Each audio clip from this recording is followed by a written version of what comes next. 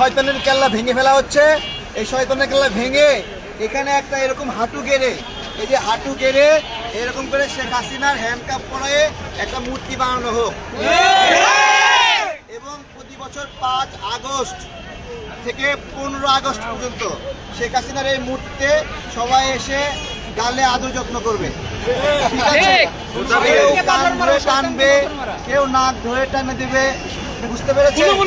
এটা আমরা চাই, কারণ এতগুলো মানুষকে বাংলাদেশে কেউই কখনো হত্যা করেনি, এইভাবে হত্যা করেনি। এবং এই গণ অভ্যুত্থানের মধ্যে যখন শেখ হাসিনা পালায়ও গেল, সেই দিনেও দুপুর থেকে সন্ধ্যা পর্যন্ত বিভিন্ন জায়গায় নির্বিচারে হত্যা করা হয়েছে। এইরকম একটা হত্যার আসামি গাজীপুরের কনস্টেবল আমাদের একজন ভাইকে এভাবে ধরে খুনি করে দিয়েছে, ভিডিও আছে। তাকে একজন গাজীপুরের জজ, জেলা জজ, সে জামিন দিয়েছে। আমি আইন বিভাগ, এই আসিফ নজরুল স্যার আপনার বিভাগ এলো এটা, ওই জজ ওকে আপনারা এখনো গ্রেপ্তার করেননি কেন? ও এত বড় একটা সাহস ছিল।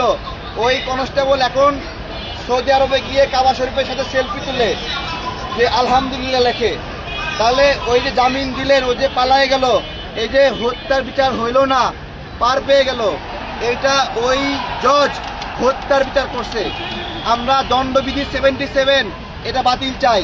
এই 77-এ বলা আছে, কোনো বিচারক যদি অন্যায়ভাবে রায় দেয়, কোনো কাউকে অন্যায়ভাবে ফাঁসি দেয় অথবা অন্যায়ভাবে কাউকে ছেড়ে দেয়, তাহলে এই বিচার ইচ্ছা করে বিচার ভুল করেন নাই। উনি এটা নাকি সরল বিশ্বাসে করেছেন, অর্থাৎ সরল বিশ্বাসে করলে এটা আর অপরাধ হবে না।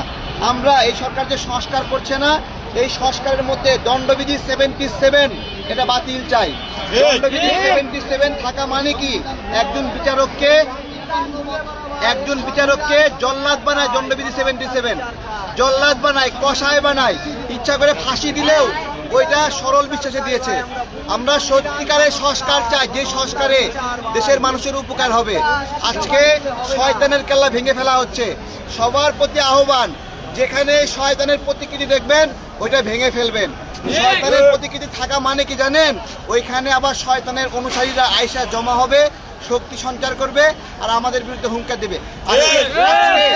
আজকে আমরা যখন দয়া মায়া করে ওদের কিছু বলছি না, ওরা কিন্তু ফিরে আসলে আমাদেরকে দয়া মায়া করবে না।